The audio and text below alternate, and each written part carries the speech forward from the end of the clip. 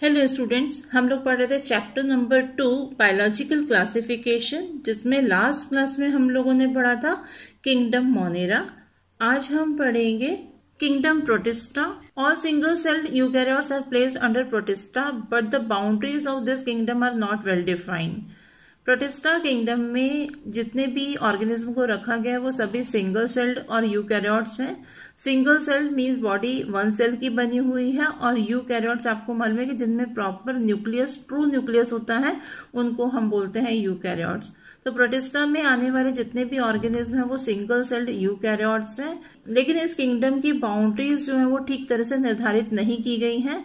What may be a photosynthetic protist to one biologist may be a plant to another.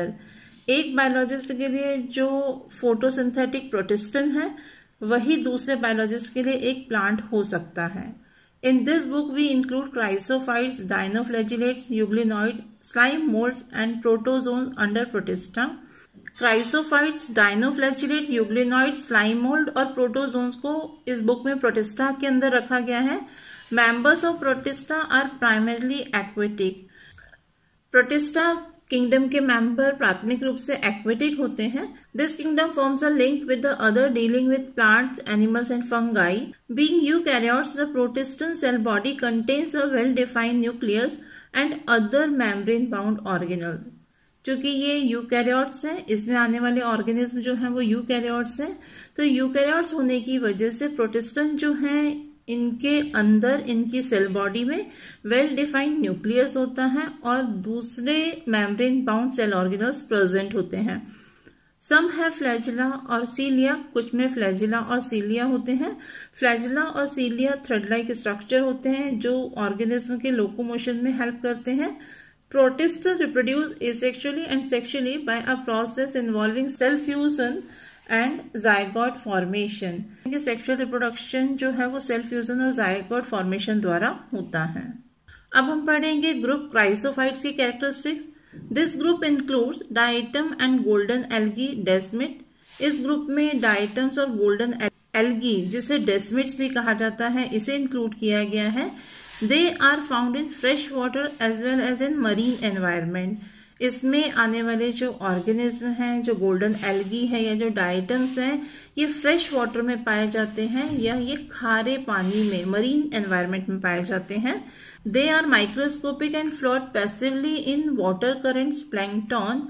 ये microscopic होते हैं, इन्हें naked eye से नहीं देखा जा सकता है, और ये वाटर करंट के साथ में फ्लोटिंग करते हैं। फ्लोट करते टाइम इनकी खुद की एनर्जी यूज नहीं होती है, इसीलिए कहा गया है फ्लोट पैसिवली। इनको प्लैंकटन कहा जाता है क्योंकि ये फ्लोट करते हैं वाटर करंट के साथ में, इसीलिए इन्हें प्लैंकटन भी कहा जाता है। Most of them are photosynthetic. ज्यादातर ऑर्गेनिज्म जो है वो फोटोसिंथेटिक है, अपना फूड खुद बनाते हैं। In diatoms, the cell wall forms two thin overlapping shells. Diatoms में cell wall जो है वो दो thin overlapping shells बनाती है जो कि एक दूसरे के अंदर फिट रहते हैं और इसी तरह से फिट होते हैं जैसे कि सोप केस में दोनों केस जो हैं, ऊपर का केस नीचे के केस में फिट रहता है, उसी तरह से ये फिट होते हैं। The walls are embedded with silica and thus the walls are indestructible. इनकी वॉल में सिलिका होता है जिसकी वजह से ये नष्ट नहीं होती हैं, इनडिस्ट्रक्टिबल होती हैं। Thus diatoms have left behind large amount of cell wall deposits in their habitat. This accumulation over billions of years is referred to as diatomaceous earth. Diatoms की जब डेथ हो जाती है तो ये जो इनकी सेल वॉल रहती है, इन सेल वॉल को ये अपने हैबिटेट में छोड़ देते हैं। वहां पर ये सेल वॉल जो है वो डिपॉजिट होती रहती है। करोड़ों वर्षों तक इनकी सेल वॉल जो है वो जब जमा होती रहती है तो इससे डायटोमेशियस अर्थ और डायटोमेशियस सॉइल या मृदा कहा जाता है। Being gritty, this soil is used in polishing, filtration of oil and syrups. Gritty होने की वजह से इस सॉइल का यूज पॉलिशिंग में, ऑयल के फिल्ट्रेशन में, साइरप बनाने में किया जाता है।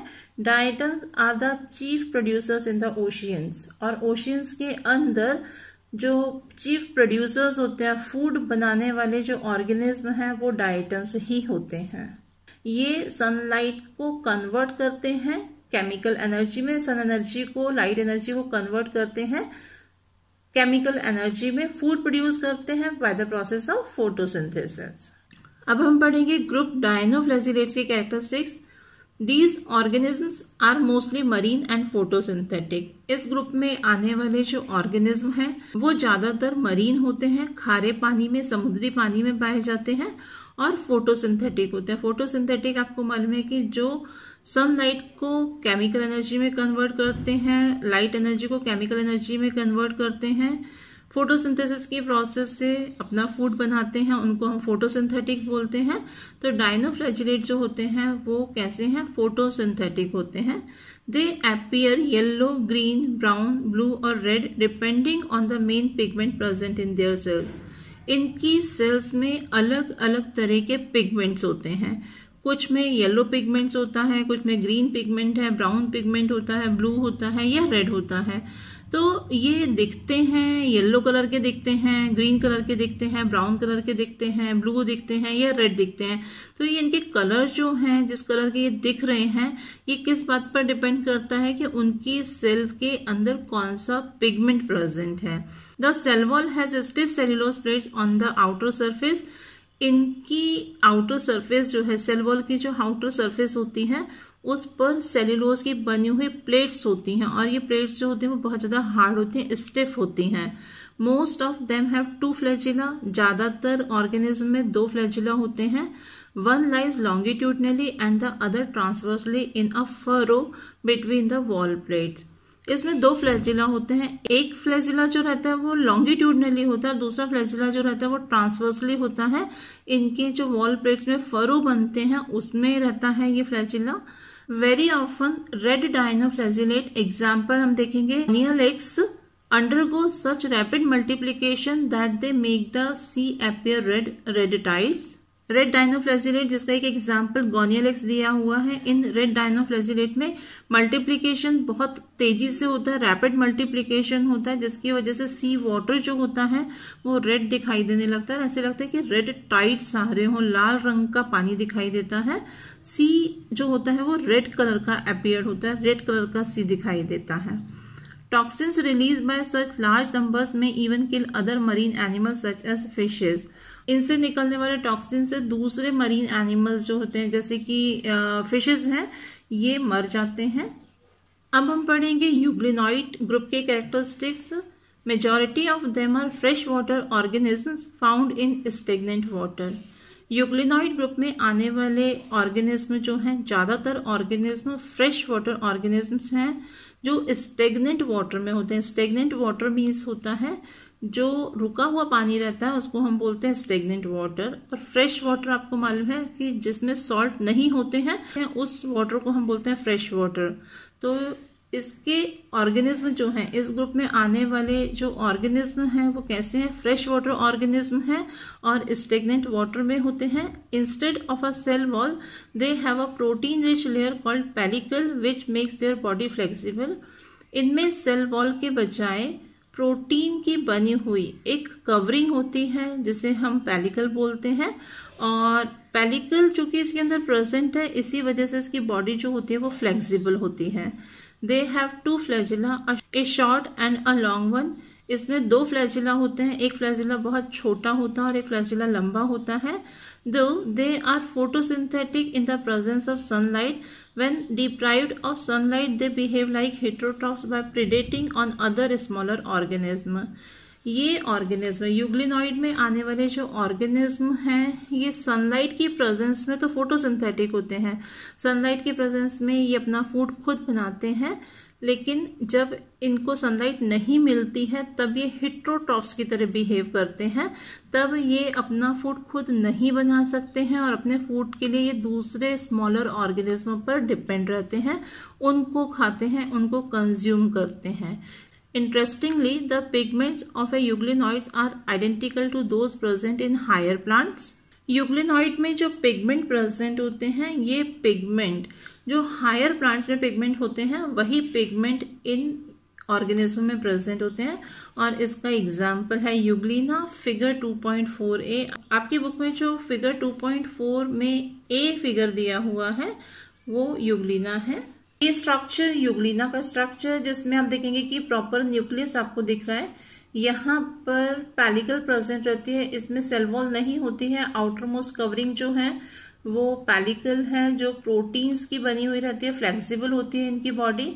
और इसमें 2 फ्लैजिला जो है होते हैं, एक स्मॉल फ्लैजिला है और एक फ्लैजिला जो रहता है वो लॉन्ग फ्लैजिला आपको दिख रहा है। देखिए एक फ्लैजिला बहुत लंबा है, ये एक फ्लैजिला बहुत लंबा दिख रहा है और एक फ्लैजिला जो है वो बहुत छोटा है। अब हम पढ़ेंगे प्रोटिस्टा का next group slime moulds. Slime moulds are saprophytic protist. Slime mould में आने वाले जो ऑर्गेनिज्म हैं, प्रोटिस्ट जो हैं, वो सैप्रोफिटिक होते हैं। सैप्रोफिटिक वो ऑर्गेनिज्म होते हैं जो अपना फूड डेड ऑर्गेनिक मैटर से लेते हैं, उसको हम बोलते हैं saprophytic. The body moves along decaying twigs and leaves engulfing organic material. इनकी बॉडी जो है वो decaying, जो सड़ी गली ट्विग्स रहती हैं, पेड़ों की ब्रांचेस रहती हैं, लीव्स रहती हैं, उनके ऑर्गेनिक मटेरियल को ये एनगल्फ करती हैं, उसको खाते हैं। Under suitable conditions, they form an aggregation called plasmodium, which may grow and spread over several feet. Suitable conditions जब इनको मिलती हैं, फेवरेबल कंडीशंस होती हैं, तब ये ऑर्गेनिज्म जो हैं, इनकी सेल्स जो हैं वो आपस में एग्रीगेट हो जाते हैं, इकट्ठी हो जाती हैं, एक साथ में एक स्ट्रक्चर फॉर्म करती हैं जिसको प्लाज्मोडियम कहा जाता है। और ये बहुत दूर दूर तक फैल जाते हैं, सेवरल फीट तक ये स्प्रेड हो जाते हैं। During unfavorable conditions, the plasmodium differentiate and form fruiting bodies bearing spores at their tip. और जब अनफेवरेबल कंडीशंस होते हैं तो अनफेवरेबल कंडीशन में ये जो प्लाज्मोडियम रहते हैं ये डिफ्रेंशिएट होकर के फ्रूटिंग बॉडी का फॉर्मेशन करते हैं। इनमें टिप पर स्पोर्स लगते हैं और स्पोर्स आपको मालूम है एसेक्सुअल रिप्रोडक्टिव यूनिट होती है। The spores possess true walls. Spores के अंदर ट्रू वॉल्स होती हैं। They are extremely resistant and survive for many years even under adverse condition. और ये जो स्पोर्स रहते हैं इनमें चूंकि ट्रू वॉल्स प्रेजेंट होती हैं, इस वजह से ये एक्सट्रीमली रेजिस्टेंट होते हैं, दूसरी चीज़ों का इनके ऊपर इफेक्ट नहीं पड़ता है और ये बहुत सालों तक जीवित रह सकते हैं, सरवाइव कर सकते हैं। इवन बहुत ज़्यादा एडवर्स कंडीशन में भी ये सरवाइव कर सकते हैं। The spores are dispersed by air currents. और ये जो स्पोर्स होते हैं वो एक जगह से दूसरी जगह एयर करेंट्स की हेल्प से पहुंचते हैं, डिस्पर्स्ड होते हैं। प्रोटिस्टा का नेक्स्ट ग्रुप है protozoans. All protozoans are heterotrophs and live as predators और पैरासाइट्स। जितने भी प्रोटोजोन्स होते हैं वो हेट्रोट्रॉफिक होते हैं, ये अपना फूड खुद नहीं बना पाते हैं, अपने फूड के लिए दूसरों पर डिपेंड रहते हैं। प्रेडेटर्स की तरह होते हैं या पैरासाइट्स की तरह ये रहते हैं। They are believed to be primitive relatives of animals. ऐसा माना जाता है कि ये एनिमल्स के पुराने रिलेटिव्स हैं, प्रिमिटिव रिलेटिव्स हैं। There are 4 major groups of protozoans. Protozoans को 4 मेजर ग्रुप्स में डिवाइड किया गया है। फर्स्ट है amoeboid protozoans. These organisms live in fresh water, sea water और मॉइस्ट सॉइल। पहला प्रोटोजोन्स का जो ग्रुप है, प्रोटोजोन्स को चूंकि 4 ग्रुप्स में डिवाइड किया गया। फर्स्ट ग्रुप है अमीबॉइड प्रोटोजोन्स। इसमें आने वाले जो ऑर्गेनिज्म होते हैं वो फ्रेश वाटर में रहते हैं, कुछ organism marine water, sea water में रहते हैं या मॉइस्ट सॉइल में भी ये रहते हैं। They move and capture their prey by putting out pseudopodia false feet as in amoeba. ये अपने शिकार को, अपने प्रे को उसके चारों तरफ स्यूडोपोडिया बना करके पकड़ते हैं। स्यूडोपोडिया फॉल्स फीट होते हैं। आपको मालूम है कि अमीबा में ट्रू फीट नहीं होते हैं, इसमें फॉल्स फीट होते हैं जिसको स्यूडोपोडिया कहा जाता है। तो जब कोई प्रे अमीबा की बॉडी के कांटेक्ट में आता है तो वो उसके चारों तरफ स्यूडोपोडिया का फॉर्मेशन करते हैं और इस तरह से वो उस प्रे को कैप्चर करते हैं। Marine forms have silica shells on their surface. इस ग्रुप में आने वाले जो ऑर्गेनिज्म मरीन होते हैं उनकी सरफेस पर सिलिका का शेल होता है। Some of them such as entamoeba are parasites. कुछ ऑर्गेनिज्म जैसे कि एंटमीबा है ये पैरासाइट्स होते हैं। पैरासाइट्स आपको मालूम है जो होस्ट से, दूसरे लिविंग बॉडी से अपने फूड को लेते हैं उसे हम बोलते हैं पैरासाइट्स। नेक्स्ट ग्रुप है flagellated protozoans. The members of this group are either free living और पैरासिटिक। जो फ्लैजिलेटेड प्रोटोजोन्स होते हैं इस ग्रुप में आने वाले जो मेंबर्स हैं वो या तो फ्री लिविंग होंगे, किसी पर भी डिपेंड नहीं रहते हैं, या पैरासिटिक होते हैं। पैरासिटिक मीन्स वो लिविंग बॉडी पर डिपेंड रहते हैं फूड के लिए, किसी भी होस्ट पर डिपेंड रहते हैं फूड के लिए। दे हैव फ्लैजिला, इनमें फ्लैजिला होते हैं। The parasitic forms cause diseases such as sleeping sickness, parasitic forms जो है वो डिसीजेस कॉज करते हैं, स्लीपिंग सिकनेस इसी तरीके फ्लैजिलेटेड प्रोटोजोन द्वारा कॉज डिसीज है, और इसका एग्जाम्पल है ट्रिपैनोसोमा। नेक्स्ट ग्रुप है ciliated protozoans, these are aquatic actively moving organisms because of the presence of thousands of cilia. Ciliated protozoans aquatic होते हैं, ये बहुत आसानी से मूव कर सकते हैं, एक्टिवली मूव करते हैं क्योंकि इनकी बॉडी पर small thread like structure present होते हैं जिसको हम सीलिया बोलते हैं। इनकी बॉडी पर जो सीलिया होते हैं वो बहुत सारे सीलिया होते हैं, थाउजेंड्स ऑफ सीलिया होते हैं जो इनको एक्टिवली मूव करने में हेल्प करते हैं। They have a cavity that opens to the outside of the cell surface. इनमें एक कैविटी होती है जिसे गुलेट कहा जाता है, जो सेल सरफेस पर ओपन होती है, बाहर की तरफ ओपन होती है। The coordinated movement of row of cilia causes the water laden with food to be stirred into the gullet. और इनमें जो सीलिया की हेल्प से जो लोकोमोशन हो रहा है, मूवमेंट हो रहा है, तो वो इस तरह से मूवमेंट होता है, इनके जो सीलिया की रोज रहते हैं उनमें इस तरह से मूवमेंट होता है, बहुत अच्छा कोऑर्डिनेशन होता है जिसकी वजह से जो फूड होता है वो सीधा इनके गलेट में आता है। और इसका एग्जाम्पल जो है वो पैरामीशियम है। आपकी बुक में फिगर 2.4b में जो डायग्राम दिया गया है वो पैरामीशियम का डायग्राम है। आपकी बुक में फिगर 2.4 में बी स्ट्रक्चर जो है वो पैरामीशियम का है, ये फिगर जो है ये पैरामीशियम का है। इसका स्ट्रक्चर जो होता है वो स्लीपर लाइक स्ट्रक्चर होता है। नेक्स्ट है स्पोरोजोन्स, ये प्रोटोजोन्स का एक और ग्रुप में है। This includes diverse organisms that have an infectious spore like stage in their life cycle.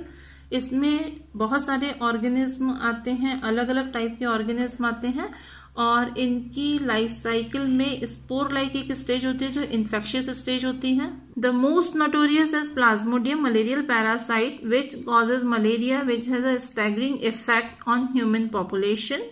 इसमें जो सबसे ज्यादा नोटोरियस ऑर्गेनिज्म है वो है प्लाज्मोडियम, जो ह्यूमन बीइंग के अंदर मलेरिया कॉज करता है, इसीलिए इसको मलेरियल पैरासाइट बोलते हैं। और इस मलेरियल पैरासाइट की वजह से ही जो ह्यूमन पॉपुलेशन है उस पर आघात पहुंचाने वाला स्टैगरिंग इफेक्ट पड़ा है। आज हमने चैप्टर नंबर 2 बायोलॉजिकल क्लासिफिकेशन में पढ़ा characteristics of kingdom protista. Next class में हम पढ़ेंगे किंगडम फंगाई के कैरेक्टरिस्टिक्स और इसी चैप्टर को कंटिन्यू करेंगे। Thank you.